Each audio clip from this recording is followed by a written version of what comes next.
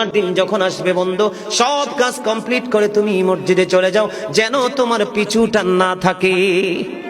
বলে কেন? আমাদের দোষের কিন্তু বন্ধু শেষ নাই। জুমার দিনে মুসল্লিরা যায় সবার পরে এবং বের হয়, ইমাম সাহেব যখন ডানে বামে সালাম ফেরায়, মনে হয় যেন বন্ধু বিশ্বযুদ্ধ শুরু হয়ে গেছে, কার আগে কে রে এবার হয়ে যাবে।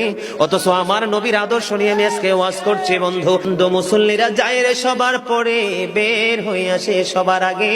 এটা মুসলমানের কখনো চরিত্র হতে পারে না, তাকওয়া সম্পূর্ণ ব্যক্তির আদর্শ কখনো হতে পারে না।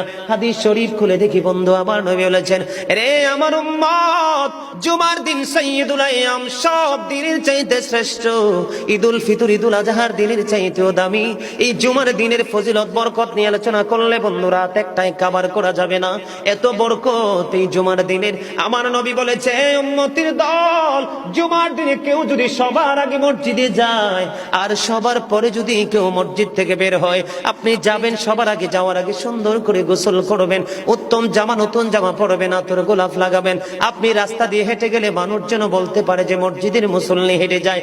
আর চারপাশ বন্ধু সুঘ্রাণে মুখরিত হয়ে যাবে। এমন ভাবে সবার আগে বন্ধু মসজিদে যাবেন, যাইয়া মসজিদে ঢুকার সময় ডান পাওটা দিয়ে মসজিদে ঢুকবেন, ঢুকে গিয়ে নামাজের শুরুতে বসে যাবেন। বসে যখন আপনি আল্লাহর ইবাদত করতে করতে করতে করতে সব মুসল্লি বন্ধু বের হয়ে যাচ্ছে, আপনারা তাড়াহুড়া করার দরকার নেই। কারণ মনে রাখতে হবে, আসছি সবাই যেমনি একা একা, আবার যাব একা একা, হিসাবও দিতে হবে একা একা।